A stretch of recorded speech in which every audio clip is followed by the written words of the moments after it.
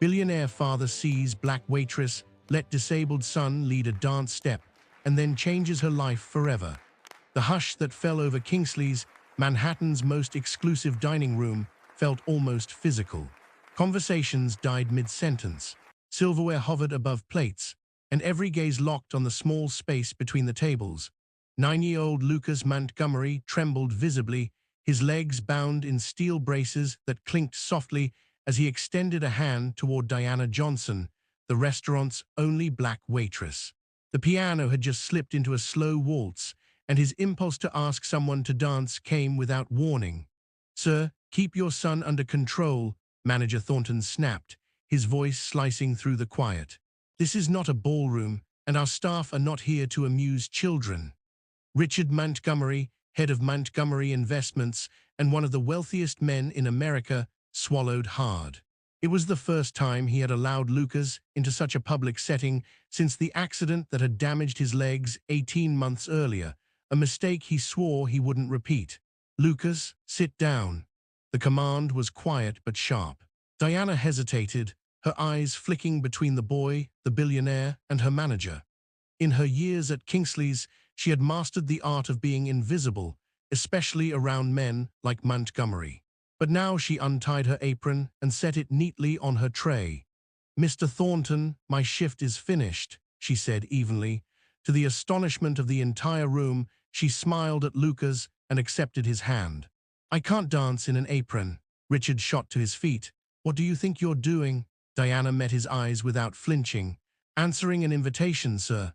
Before anyone could intervene, Lucas dragged one brace across the polished floor with a painful screech, taking a shaky step forward. Diana didn't hurry him or correct him, she simply matched his pace. "She'll be unemployed tomorrow," someone at a nearby table muttered. Richard froze, a memory surfaced. His late wife, Elizabeth, twirling with Lucas in their living room, whispering, "It's not about perfection, it's about connection." As Diana moved with Lucas's halting rhythm, something shifted in his son's face. Terror melted into focus. Shame into pride. For the first time since the accident, he wasn't being helped or corrected. He was leading. "Mr. Montgomery," Thornton's voice dragged him back, "I assure you this will never happen again." "She'll be disciplined," but Richard said nothing. The entire staff seemed to hold their breath. Guests leaned forward, waiting. One word from him could end her career. Instead, the only sound that mattered was Lucas's quiet laugh. After 3 uneven steps, Diana led the boy back toward the table. "Thank you for the honor of this dance," she told him solemnly, as if he were grown. Then she turned to leave, but Richard stopped her. His voice startled even himself. "What's your name?" "Diana Johnson, sir." He repeated it slowly, as if carving it into memory. Then he pulled a card from his jacket and extended it toward her. "My office, tomorrow, 10 o'clock." The entire restaurant froze. Diana accepted the card with steady grace, though her hand trembled faintly. "Dad," Lucas asked as she walked away, "why did you do that?" The question cut sharper than any reprimand. Richard stared at his son, and for the first time in years, saw not just a fragile reminder of Elizabeth, but a boy with his own needs and desires, the ones he had buried under grief and pride.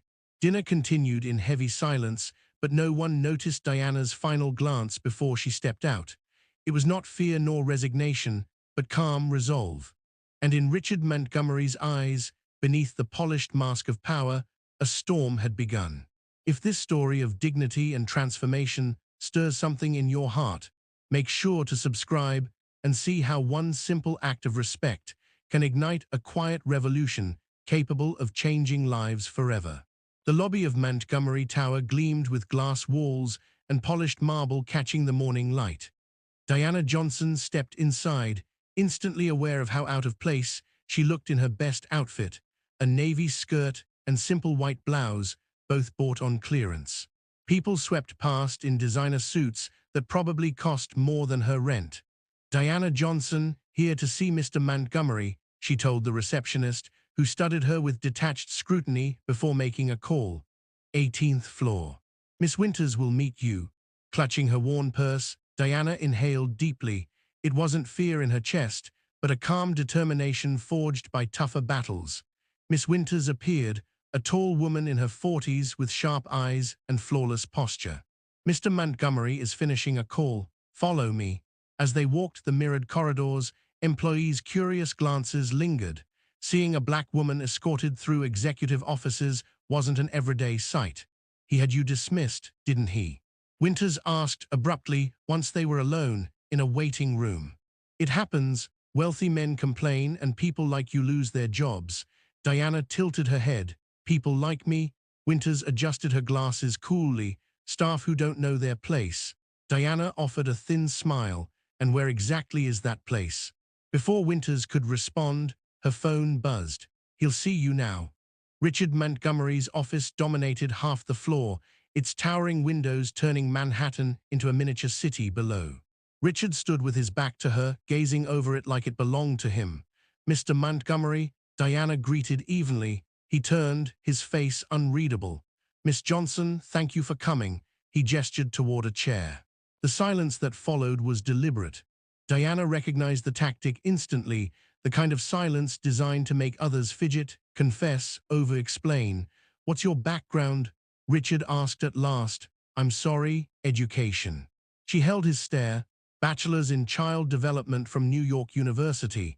Nearly finished a master's in special education. Something flickered across his expression. Surprise, maybe respect.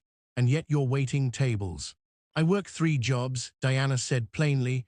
The restaurant, a bookstore on weekends, tutoring when I can find students. Richard crossed the room, retrieving a folder. I had you looked into. I wanted to know who the woman was who. Danced with my son. He opened it to reveal photographs of a modest community center, Freedom Steps, founded 6 years ago. Diana straightened in her seat, co-founded with my sister Zoe. It's a dance program for children with physical disabilities. Richard flipped through the papers, which I understand is about to shut down. Lack of funding. Diana's expression didn't change. Of course he had uncovered everything in less than a day. I didn't come to ask you for money, Mr. Montgomery. Then why did you come? Because you invited me. Richard let out a short, humorless laugh. Fair enough. He rose again, restless. I want you to work for me. Diana blinked. As a waitress, in your home, his jaw hardened. As a therapeutic companion for Lucas, even saying his son's name seemed to weigh on him. Diana noticed his glance shift briefly toward a framed photograph on his desk. A smiling woman cradling a baby. I already employ the top specialists. Neurologists, physical therapists, psychologists, but what you did yesterday, he faltered, the words catching. Diana said softly, it was just a dance, Mr. Montgomery. It was the first time I've seen him smile since the accident. The confession slipped from Richard's lips heavier than he expected. I don't want a dancer for my son. I want someone who can do what you did. Follow instead of lead. Diana regarded him carefully. Behind the polished armor of wealth and control, she recognized something raw, a father unraveling. I'll pay you 5 times what you earn now, he offered. The words clipped.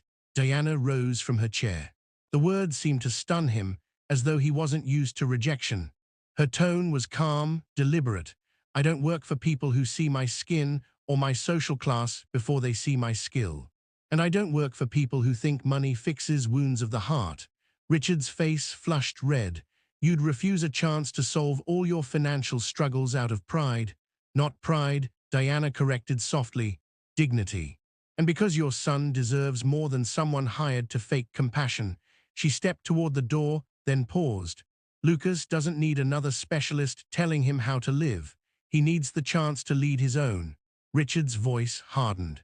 You don't know my son, Diana agreed, but I know what cages look like.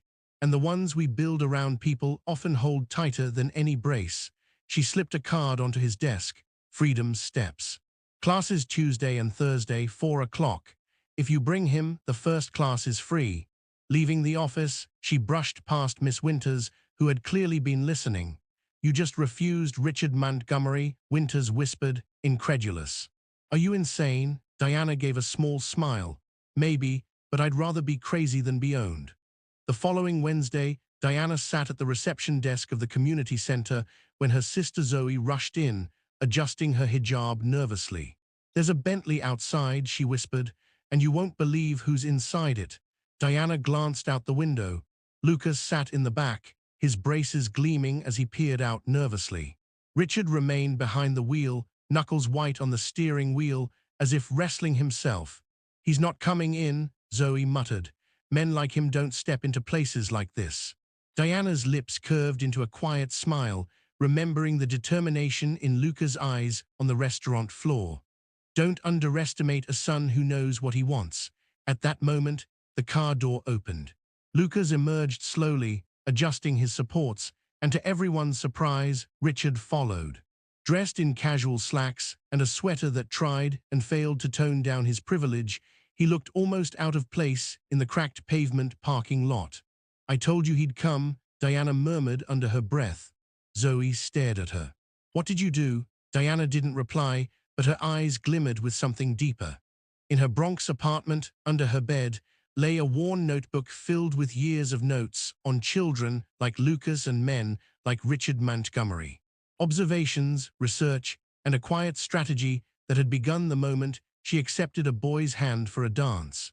Richard Montgomery had no idea that Diana Johnson wasn't simply a waitress who had stepped onto a restaurant floor out of kindness. She was a woman with a mission, and his empire of glass towers and privilege was about to collide with a truth money couldn't bend. The most profound lessons in life can't be purchased. They have to be lived.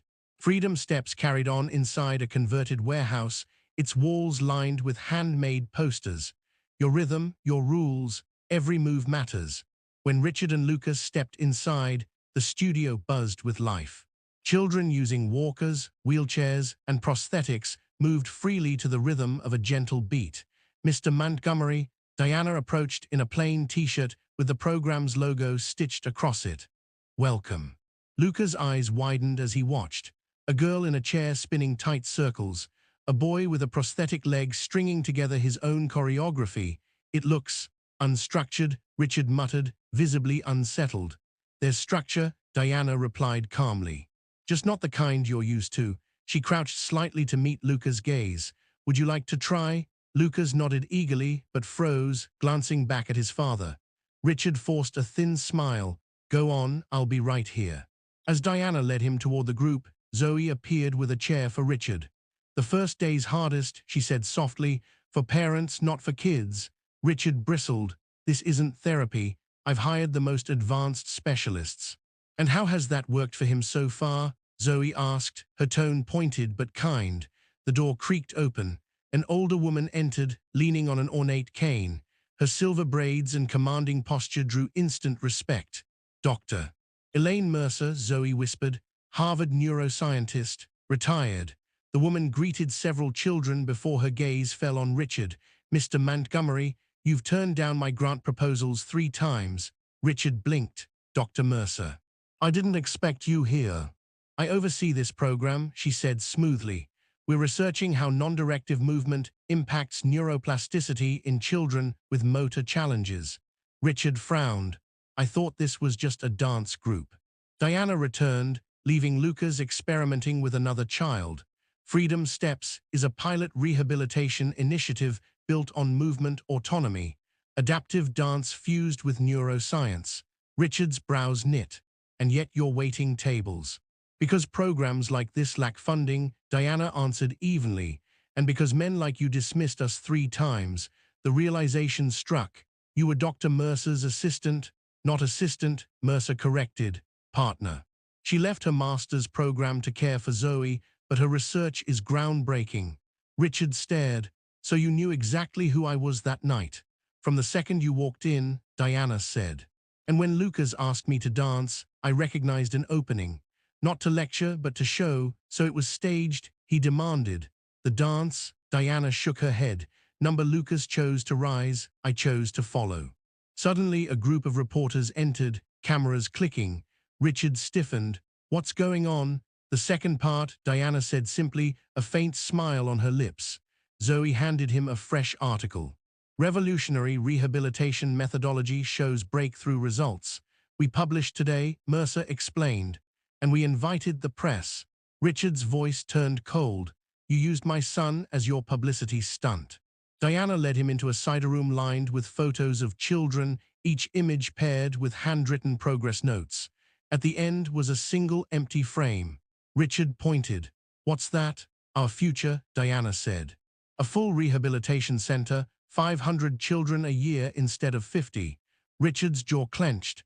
"So you orchestrated all this, the dance, the meeting, bringing me here with reporters waiting." "I seized the chance," Diana admitted. "When you cancelled our last meeting without opening the proposal, I swore I'd find another way." "Diana," Zoe's voice cut through. "It's Lucas." They rushed back into the studio. In the center of the floor, Lucas stood surrounded by children. Someone had stopped the music, and the entire room had fallen silent.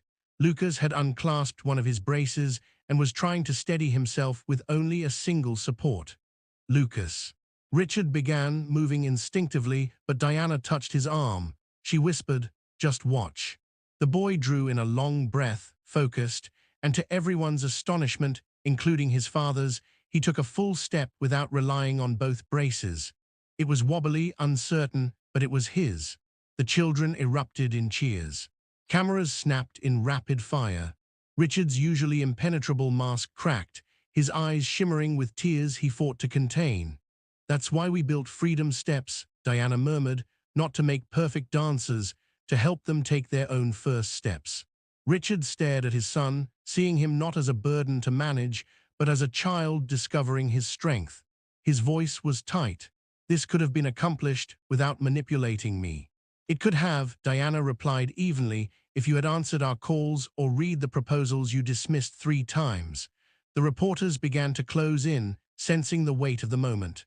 Lucas, oblivious, kept practicing, concentrating fiercely. Richard Montgomery, cornered, faced a choice: storm out and confirm his reputation as a cold, unreachable billionaire. Embrace the moment his son had created. For once, power and money couldn't dictate the outcome. His gaze flicked between his boy and the press, the orchestra of privilege he had always conducted, now silenced by something purer. Would he continue to lead or finally learn to follow? A reporter broke the tension. "Mr. Montgomery, can you comment on your visit to Freedom Steps today? Is it true your foundation denied this program funding 3 times? Richard glanced at Lucas, still moving carefully across the floor, unaware of the storm swirling around him. And then, to Diana's shock, he smiled. "You know, the hardest thing for someone in my position," he said, his voice carrying through the room, "admitting when we're wrong." Silence fell, then clearly, firmly. "The Montgomery Foundation is committing to fund Freedom Steps in full for the next 5 years, and to establish a permanent rehabilitation center built on the methods developed by Dr. Mercer and Miss Johnson." The room exploded. Flashes, shouts, gasps. Zoe covered her mouth in disbelief. Richard raised a hand. "On one condition: Miss Johnson will retain full autonomy over the program. No interference, no dilution." Diana froze, stunned, then slowly nodded. 3 months later, bulldozers tore into the soil where the new Freedom Steps Rehabilitation Center would rise. It wasn't the most lavish project the Montgomery Foundation had ever backed, but it was the most groundbreaking. Every detail shaped by the input of children and families it would serve. Diana was there constantly, clipboard in hand, overseeing construction, but she was never alone. Lucas came often, sometimes dragging along other kids, his braces clanking proudly as he showed them the space that would soon be theirs. And to the quiet amazement of the staff, Richard Montgomery came too, no entourage, no press, just standing silently on the edge, watching the center grow. One afternoon, reviewing blueprints side by side, Diana glanced at him. "I never thought you'd actually sit in on board meetings," she said with a wry smile.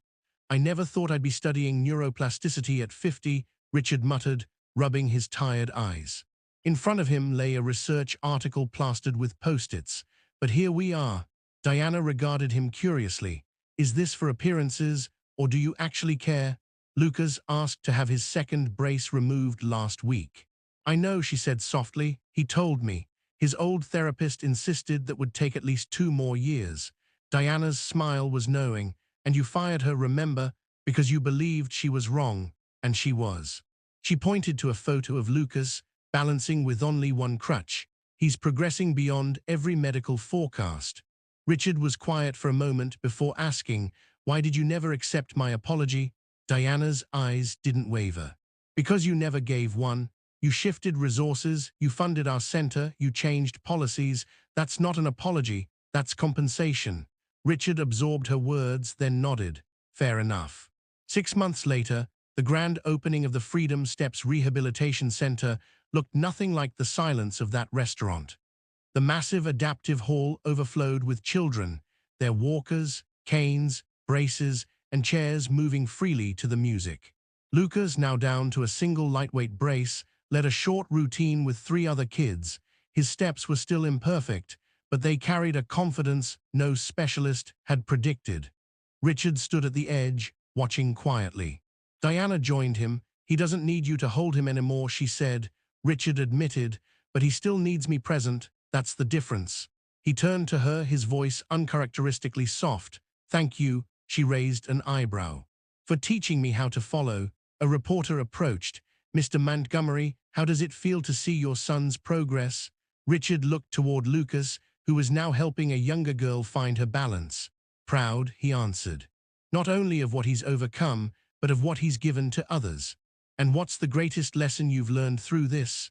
Richard Montgomery, once defined only by boardrooms and wealth, looked straight into the camera. "That real leadership doesn't mean dragging others down a path you choose. It means having the humility to follow when someone else shows a better way." A year later, Freedom Steps had expanded into 3 more cities. Diana Johnson received the Pediatric Rehabilitation Innovation Award, her methodology now being adopted in hospitals nationwide. Lucas, who on difficult days used only a slim cane, was enrolled in regular school and had become a youth spokesperson for the program, inspiring other children to discover their own rhythm. And Richard Montgomery carried the hardest and most valuable lesson of all. True power is not in control, but in knowing when to step aside and let others lead. In a world where billionaires rarely bend and the powerless often remain invisible, the story of Richard, Diana, and Lucas proved that transformation happens when invisible barriers are crossed, when a billionaire learns from a waitress, when a father follows in his son's footsteps. If this story about how a small act of dignity grew into something that changed lives has touched your heart, don't forget to subscribe to our channel. Because the greatest revolutions don't begin with manifestos or fortunes, but with someone brave enough to take the first step and someone else wise enough to follow.